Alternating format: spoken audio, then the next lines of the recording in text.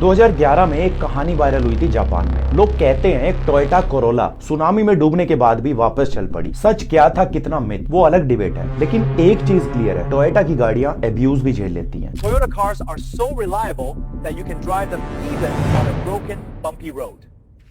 एक स्ट्रेटेजी है जिसको टोयोटा चुपचाप फॉलो करती है, जिसको हर कार ब्रांड जानता भी है, एक्नॉलेज भी करता है, पर कोई कॉपी नहीं कर पाता, क्योंकि ये स्ट्रेटेजी इंस्टेंट प्रॉफिट नहीं, रेपुटेशन, ट्रस्ट और लेगेसी देती है। आज जब इंडियन मार्केट में हर महीने नई गाड़ियां लॉन्च हो रही हैं, हर ब्रांड फीचर्स की रेस में लगे हैं, टच स्क्रीन बड़े हो रहे हैं, एआई इंटीग्रेट हो रहा है, तब भी टोयोटा की इनोवा और फॉर्च्यूनर बिना किसी खास फीचर के 6 महीने से ज्यादा वेटिंग पीरियड पे है। इनोवा की रीसेल वैल्यू 10 साल बाद भी अप टू 50% की वैल्यू रिटेन करती है। अब बड़ा सवाल यह है, क्या टोयोटा सच में इतनी रिलायबल है या फिर दुनिया की सबसे बड़ी ब्रांड साइकोलॉजी केवल एक गेम है? टोयोटा एक सिंपल नट बोल्ट को भी मल्टीपल एक्सट्रीम कंडीशंस में टेस्ट करती है, जैसे हीट, कोल्ड, ह्यूमिडिटी, वाइब्रेशन और कोराइजन, क्योंकि उनका फोकस होता है कि कार का हर छोटे से छोटा पार्ट भी वर्स्ट केस सिनेरियो में भी सरवाइव कर सके। 1950s में जब जापान वर्ल्ड वॉर 2 से रिकवर कर रहा था, तब टोयोटा के इंजीनियर ताइची ओनो को एक रेवोल्यूशनरी आइडिया आया। उनका कहना था, हम अमेरिका के स्टाइल में मास प्रोडक्शन नहीं कर सकते क्योंकि हमारे पास रिसोर्सेज नहीं है। तो उन्होंने एक नया सिस्टम बनाया, JIT, मतलब जस्ट इन टाइम मैन्युफैक्चरिंग, जो टोयोटा के TPS का पहला स्ट्रॉन्ग पिलर बना। JIT का फोकस है वेस्ट जीरो करना, पार्ट्स एग्जैक्टली तब आए जब जरूरत हो। मतलब टोयोटा की फैक्ट्री में सप्लायर से रॉ मटेरियल तब आता है जब जरूरत होती है, बिना वजह वेयर हाउस नहीं भरते। और केवल इतना ही नहीं, टोयोटा की फैक्ट्री में हर वर्कर के पास एक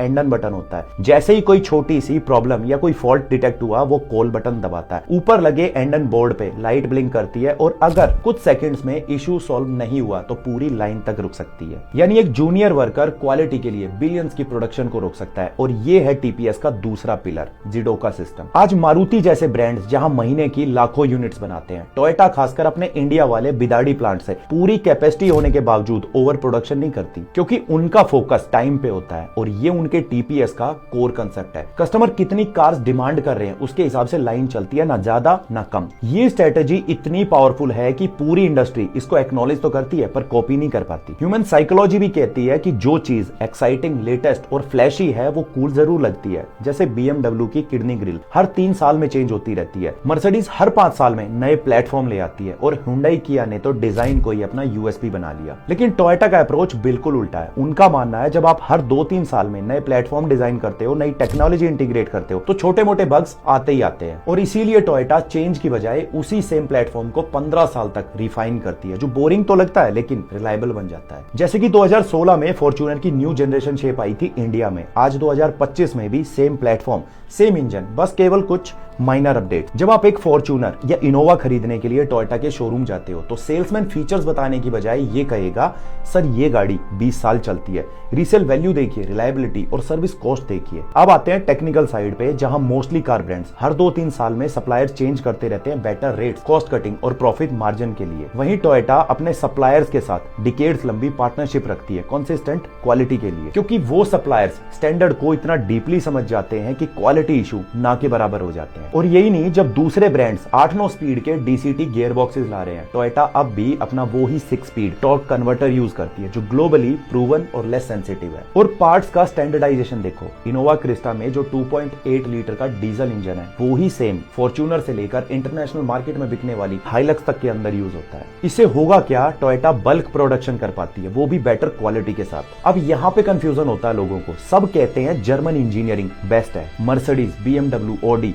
प्रिसाइजन, परफॉर्मेंस और परफेक्शन देती हैं, फिर भी टोयोटा की रिलायबिलिटी ज्यादा क्यों? तो यहाँ टोयोटा और जर्मन्स की फिलॉसफी बिल्कुल अपोजिट डायरेक्शन में जाती है। जहां Germans over engineering for performance prefer करते हैं, वहीं टोयोटा ड्यूरेबिलिटी प्रेफर करती है। और ये लाइन ध्यान से सुनना, मर्सिडीज इंजीनियर एक कार को इतना परफेक्ट बनाते हैं कि वो 200 किलोमीटर पर आवर पर भी स्टेबल रहे, प्रिसाइजन इतना ज्यादा कि हजारों RPM पे भी वाइब्रेशन ना हो। लेकिन इसका साइड इफेक्ट भी है, कॉम्प्लेक्सिटी। जब आप एक्सट्रीम प्रिसाइजन चाहते हो, तो टॉलरेंस के लिए सेंसर ज्यादा लगाने पड़ते हैं, जिससे इलेक्ट्रॉनिक सिस्टम बहुत कॉम्प्लेक्स हो जाता है, और जब कॉम्प्लेक्सिटी बढ़ती है तो फेलियर पॉइंट्स भी बढ़ते हैं। इसीलिए टोयोटा इंजीनियरिंग करती है इंडिया के गड्ढों के लिए, अफ्रीका के टफ रोड्स के लिए, और साथ ही मिडल ईस्ट की एक्सट्रीम हीट के लिए, क्योंकि उनको 200 किलोमीटर की स्टेबिलिटी नहीं, ड्यूरेबिलिटी चाहिए। एग्जांपल के लिए फॉर्च्यूनर का सस्पेंशन देखो, इतना सॉफ्ट नहीं है जितना किसी प्रीमियम एसयूवी का होता है, थोड़ा स्टिफ लगता है सिटी में, लेकिन यही स्टिफनेस उसको ड्यूरेबल बनाती है। 10 लाख किलोमीटर चलने के बाद भी सस्पेंशन सैग नहीं करता। अब फोकस करते हैं इंडिया वाली स्ट्रेटेजी पे। टोयोटा इंडिया अपने कार के 70% पार्ट्स इंडिया में ही बनाती है, लेकिन स्टैंडर्ड्स वही ग्लोबल वाले। मारुति ने भी 90% से ज्यादा लोकलाइजेशन अचीव किया, लेकिन साथ ही मटेरियल्स में कॉम्प्रोमाइज भी बहुत किया है कॉस्ट कटिंग के लिए। इंडियन स्विफ्ट और बाहर चलने वाली स्विफ्ट की बिल्ड क्वालिटी में पूरा फर्क है, जबकि इनोवा क्रिस्टा जो इंडिया में मिलती है उसकी बिल्ड क्वालिटी सेम है जो इंडोनेशिया और थाईलैंड में मिलती है। वो अपने ग्लोबल स्टैंडर्ड से कभी कॉम्प्रोमाइज नहीं करते। हाँ, प्राइसिंग एक्सपेंसिव है, लेकिन 10 साल का टोटल कॉस्ट ऑफ ओनरशिप अगर कैलकुलेट करो तो सस्ती पड़ती है जर्मन एसयूवी से। टोयोटा की रिलायबिलिटी कोई एक्सीडेंट नहीं, बल्कि एक प्लानिंग, स्ट्रेटेजी और एक फिलॉसफी है 70 सालों की। नट बोल्ट की क्वालिटी, वेल्डिंग की प्रिसाइजन, पेंट की थिकनेस, वायरिंग हार्नेस का लेआउट, कूलिंग सिस्टम का डिजाइन, ये बोरिंग टेक्निकल चीजें डिसाइड करती हैं कि आपकी गाड़ी 5 साल चलेगी या 15 साल। अब आपकी प्रायोरिटी क्या है, आज के फीचर्स या वो रिलायबिलिटी, आज की नई टेक्नोलॉजी या वो पुरानी ड्यूरेबिलिटी? कमेंट में जरूर बताइएगा।